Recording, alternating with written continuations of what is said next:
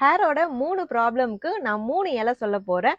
அதை வந்து நீங்க ஹேர் பேக்கா யூஸ் பண்ணும்போது ஹேர் ஃபால் ஸ்டாப் ஆயிடும், ஹேர் ரீக்ரோத் ஆகும், ஹேர் வந்து சில்கியா சாஃப்டாவும் அடர்த்தியாவும் தெரியும். ஃபர்ஸ்ட் இலை என்னன்னா செம்பருத்தி இலை. அது வந்து ஒத்த செம்பருத்தியா எடுத்துக்கணும். ஒத்த செம்பருத்திங்கிறது வந்து என்னன்னா இந்த மாதிரி ஓர் இதழ் வந்து இருக்கிற மாதிரி இருக்கும். இதுல 5 இதழ் இருக்கும். சோ இதோட இலை வந்து ஒரு கைப்பிடி அளவுக்கு எடுத்துக்கோங்க.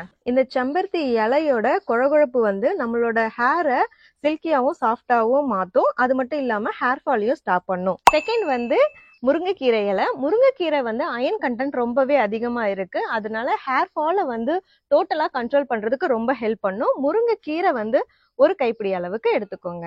நெக்ஸ்ட் வந்து கருவேப்பிலை வந்து நம்ம சாப்பிடும் போது அதுல இருந்து எடுத்து சாப்பிட்டாவே ரொம்ப நல்லது. ஆனா நம்ம அந்த மாதிரி பண்றது இல்ல. கருவேப்பிலைனாவே ஹேர் growth தான். சோ கருவேப்பிலை ஒரு கைப்பிடி அளவுக்கு எடுத்துக்கோங்க. இந்த 3 இலையுமே ஒரு ஒரு கைப்பிடி எடுத்துக்கிட்டீங்களா? இதை வந்து நல்லா மிக்ஸி ஜார்ல போட்டு தேவையான அளவுக்கு கொஞ்சமா தண்ணி விட்டு நல்லா மைய அரைச்சிட்டு ஒரு காட்டன் துணி போட்டு அதுல வந்து நம்ம அரைச்ச விழுதை வந்து எடுத்துட்டு நல்லா பிழிஞ்சு அதோட சாறை தனியா எடுத்துக்கோங்க. இப்போ வந்து அந்த சாறை உங்களோட ஹேர்ல ரூட்ல இந்த ஸ்கேல்ப்னு சொல்லுவோம் இல்லையா, இந்த இடத்துல ஹேரோட ரூட்ல நல்லா மசாஜ் பண்ணி அப்ளை பண்ணிட்டு ஒரு 15 to 20 மினிட்ஸ் அப்படியே விட்டுடுங்க. ஷாம்பு இல்லைன்னா சீக்கா யூஸ் பண்ணி ஹேர் வாஷ் பண்ணுங்க. உங்க முடி வந்து ஒரு வாஷ்லயே வந்து அந்த எஃபெக்ட் வந்து உங்களுக்கு நல்லா தெரியும். இந்த டிப்ஸ் உங்களுக்கு பிடிச்சிருந்தா லைக் பண்ணிட்டு உங்க ஃப்ரெண்ட்ஸ் அண்ட் ஃபேமிலிக்கும் ஷேர் பண்ணுங்க.